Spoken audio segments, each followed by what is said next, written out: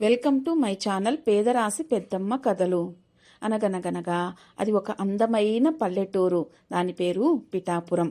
అందులో సీతమ్మ, ఆమె కొడుకైన సుబ్బయ్య కలిసి జీవనం సాగిస్తున్నారు. పాపం సీతమ్మకు భర్త రామయ్య చిన్నగా ఉన్నప్పుడే చనిపోతాడు. వాళ్ళకి 2 ఎకరాల పొలం ఉంటుంది. అదే వాళ్ళ జీవనాధారం. అది చేసుకుంటూనే వాళ్ళు కాలాన్ని వెళ్లదీస్తూ ఉంటారు. సీతమ్మకు సుబ్బయ్య అంటే పంచప్రాణాలు. కొడుకు అలా పెరిగి పెద్దవాడయ్యి పెళ్ళిడికి వస్తాడు. సీతమ్మ సుబ్బయ్యకు సంబంధాలు చూడడం మొదలు పెడుతుంది.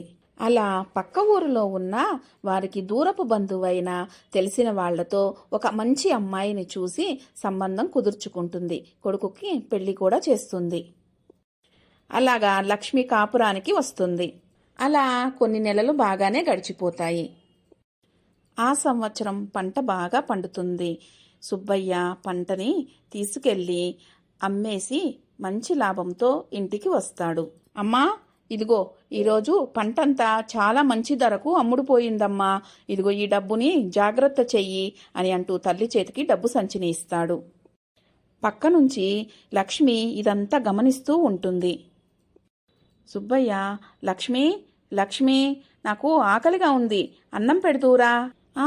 అన్నం పెట్టడానికి మాత్రం నేను కావాలి, ఇంట్లో పనులు చేయడానికి మాత్రం నేను కావాలి, కానీ డబ్బులు దాచిపెట్టడానికి మాత్రం నేను పనికిరాను. అసలు నువ్వు లేనప్పుడు మీ అమ్మ నన్ను ఎన్ని ఆగడాలు పెడుతుందో తెలుసా? నా దగ్గర ఇంటి చాకరీ అంతా గొడ్డులాగా చేపిస్తుంది. నేను చెయ్యలేక అలసిపోతున్నాను. అయ్యో లక్ష్మి, నాకు ఇదంతా తెలియదు కదా. ఇంట్లో పని అంతా నువ్వే చేసుకుంటున్నావన్నమాట. అట్లయితే సరే, నేను మా అమ్మతో మాట్లాడతానుండు. ఇక నుంచి తెచ్చిన డబ్బంతా నీ చేతికే ఇస్తాను అని అంటాడు. ఇలా ఉండగా ఒకరోజు సీతమ్మకు తీవ్రమైన జ్వరం చేస్తుంది. అబ్బబ్బా, ఏంటండి, మీ అమ్మగారికి నేను చాకరీ చెయ్యలేకపోతున్నాను. ఇక నా వల్ల కాదు. ఉంటే మీ అమ్మన్న ఇంట్లో ఉండాలి, లేదంటే నేనన్నా ఉండాలి. అంటే అంటే లక్ష్మి, ఇప్పుడు ఈ వయసులో మా అమ్మ నన్ను వదిలిపెట్టి ఎక్కడికి వెళ్తుంది? అదేంటండి, అదంతా నాకు తెలియదు. మన పొలంలో ఒక చిన్న గుడిసె ఉంది కదా, అందులోకి వెళ్ళి ఉండమని చెప్పండి. ఆడే ఏదో ఒకటి కాచుకొని తాగమని చెప్పండి. నేను మంచిదాన్ని కాబట్టి ఈ సహాయం అన్నా చేస్తున్నాను. ఇప్పుడే మీరు తక్షణమే ఈ పని నాకు చెయ్యాలి.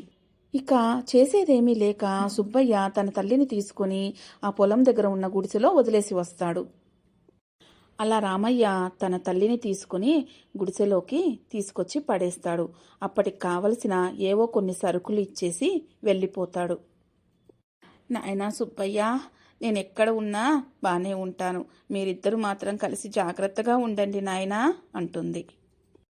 అలా 2 రోజులు గడిచిపోతాయి. ఒకరోజు రాత్రి బోరున వర్షం పడుతూ ఉంటుంది. సీతమ్మ ఏదో పని ఉండి బయటకు వస్తుంది. అప్పుడు పైనుంచి దబ్బుమని ఏదో ఒక పడిన శబ్దం అవుతుంది. సీతమ్మ ఏమిటబ్బా అది అని చూస్తుంది.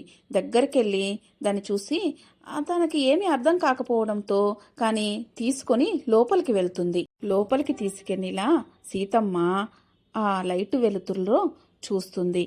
అది ఒక అందమైన రెక్కల గుర్రం.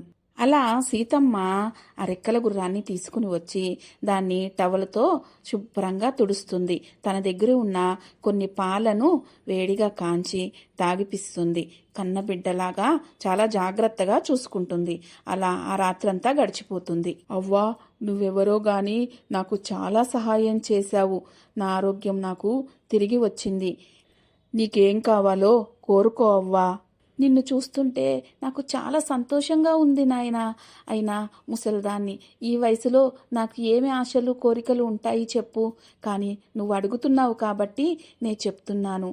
నాకైతే ఎవరైతే ముసలి వాళ్ళు ఉంటారో, వృద్ధులు, అనాథలు, కుంటివాళ్ళు, గుడ్డివాళ్ళు ఎవరైతే ఉన్నారో వాళ్ళందరికీ నా చేతులతో అన్నం పెట్టాలి. నా ఇంట్లో వాళ్ళందరికీ నేను ఆశ్రయం కల్పించాలి. అలాంటి వరాన్ని నాకు ఇవ్వు అని అంటుంది ముసలవ్వ. ఓ అలాగే అవ్వా, నువ్వు చాలా మంచిదానివి. నీకు ఈ వరం నేను తప్పకుండా ఇస్తాను. అలాగే నువ్వు నన్ను ఎప్పుడు కోరుకుంటే, నీ మనసులో ఎప్పుడు నన్ను తలుచుకుంటే వచ్చి నీ ముందు ప్రత్యక్షమవుతాను అని అంటూ తను కోరిన వరాన్ని ఇచ్చి అక్కడి నుంచి మాయమైపోతుంది. అలా సీతమ్మ కోరిన విధంగానే రెక్కల గుర్రం పెద్ద భవంతిని ఇస్తుంది. అందులోకి చాలా మంది వృద్ధులు, విధవరాళ్ళు, కళ్ళు, గుడ్డి ఇలాంటి చాలా మంది వచ్చి చేరుతారు. ఈ విషయం ఆ నోట ఈ నోట చేరి వాళ్ళ కొడుకు దాకా చేరుతుంది. ఏమయ్యో, ఈ మాట విన్నావా? మీ అమ్మకు చాలా ఆస్తి కలిసొచ్చిందంటయ్యా. అది ఎలా వచ్చిందో వెళ్ళి రహస్యంగా తెలుసుకుని మీ అమ్మను మన ఇంటికి తెచ్చేసుకుందాము. అప్పుడు ఆ ఆస్తి కూడా మనదే అవుతుందయ్యా అంటూ ఇద్దరూ కలిసి వాళ్ళమ్మని ఇంటికి తీసుకురావడం కోసం అక్కడికి వెళ్తారు. అయ్యో అత్తయ్య, మీరు ఇంట్లో నుంచి వచ్చేసినప్పటి నుంచి మాకెంత దిగాలుగా ఉందో. అస్సలు మనసు లేదనుకోండి. రండత్తయ్య, మన ఇంటికి మనం వెళ్ళిపోతాము. చూడండమ్మా, మీరు నా గురించి అంత బాధపడవలసిన అవసరం లేదు. నేను ఇక్కడ చాలా బాగున్నాను. ఆ దేవుడు నన్ను చల్లగా చూస్తున్నాడు. మీకు ఎటువంటి భయము అవసరం లేదు. మీరు ఇక్కడి నుంచి వెళ్ళిపోండి అని అంటుంది. ఇక చేసేదేమీ లేక కొడుకు కోళ్ళను ఇద్దరు బిక్కమొహం వేసుకొని ఇంటికి వెళ్ళిపోతారు. చూశారు కదండి, ఒక తల్లి బాధ. కానీ ఆ తల్లికి అంతా మంచే జరిగింది. ఈ కథ మీకు నచ్చినట్లయితే please like, share and subscribe.